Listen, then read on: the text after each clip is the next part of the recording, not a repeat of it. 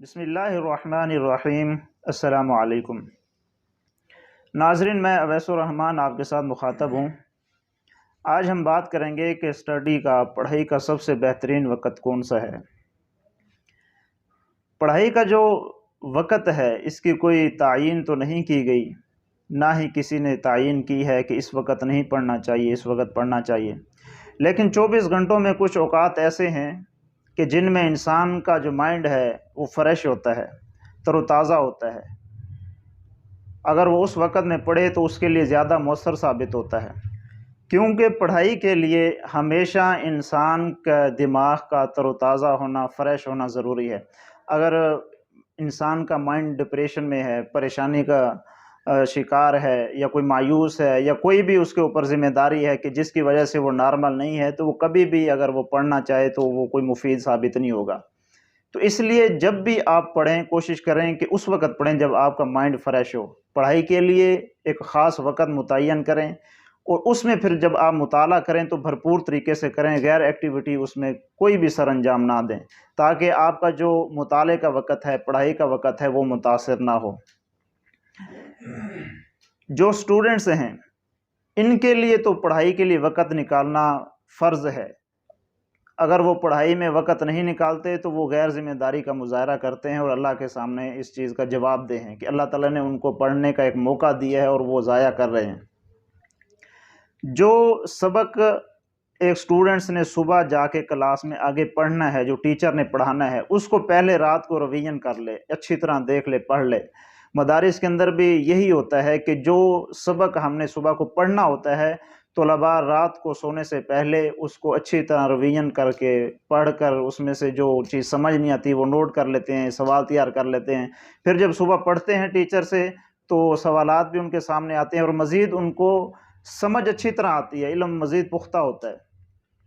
تو اسی طرح جو اسکول میں پڑھتے ہیں، کالج میں پڑھتے ہیں، یونیورسٹی میں پڑھتے ہیں، وہ بھی جو سبق صبح کو پڑھنا ہوتا ہے رات کو اچھی طرح اس کو دیکھ لیں، یاد کر لیں، ریویژن کر لیں۔ اس میں سے جو چیز سمجھ نہیں آتی اس پہ نشان لگا لیں۔ صبح جب ٹیچر پڑھاتا ہے تو پھر انسان کو بھرپور طریقے سے سمجھ آتی ہے، کیونکہ اس نے رات کو پڑھ رکھا ہوتا ہے۔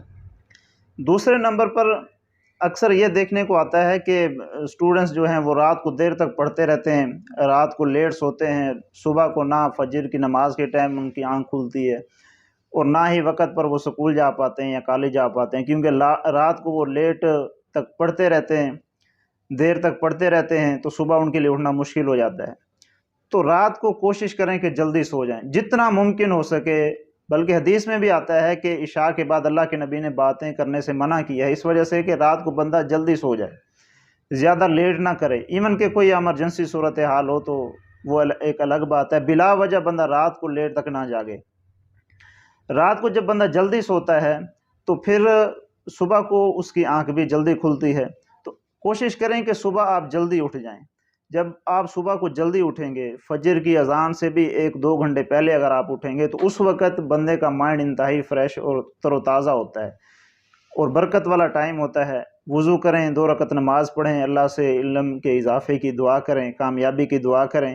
پھر اس کے بعد جو بھی آپ نے مطالعہ کرنا ہے، نصابی کتب پڑھنی ہے سلیبس کی، یا غیر نصابی سلیبس کا مطالعہ کرنا ہے، خارجی کتب کا مطالعہ کرنا ہے، تو آپ وہ شروع کر دیں۔ اس وقت بندہ تھوڑے سے ٹائم میں زیادہ پڑھ لیتا ہے، سمجھ بھی زیادہ آتی ہے، علم پختہ بھی ہوتا ہے، اور دیر تک انسان کے ذہن میں رہتا ہے، جلدی بھولتا بھی نہیں ہے۔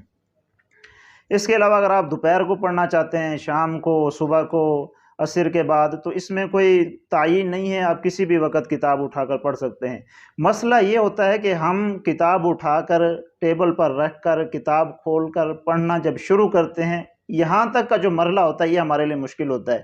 جب ہم پڑھنا شروع کر دیتے ہیں، پڑھائی کنٹینیو ہو جاتی ہے، تو پھر آگے بندہ تسلسل کے ساتھ پڑھتا رہتا ہے۔ تو اصل مسئلہ اس کے لیے ہمت کرنا، تیاری کرنا، ذہنی طور پر اپنے آپ کو تیار کرنا، کتاب اٹھانا، ٹیبل پر لانا یا اپنے روم میں لانا، پھر پڑھنا شروع کر دینا، یہ اصل مرحلہ ہوتا ہے جو سٹارٹنگ کا ہوتا ہے۔ اس کے بعد جب بندہ کتاب کھول کے پڑھنا شروع کر دیتا ہے، اس کے بعد مشکل پیش نہیں آتی، بندے کی خود بخود توجہ کتاب کی طرف ہو جاتی ہے، اور بندہ پراپر پڑھتا رہتا ہے۔ تو یہ 2-3 چیزیں تھیں جو میں نے سمجھا کہ آپ کے ساتھ شیئر کر دوں۔ کوشش کریں کہ جتنا ہو سکے جو سٹوڈنٹس ہیں اپنی پڑھائی کو زیادہ وقت دیں۔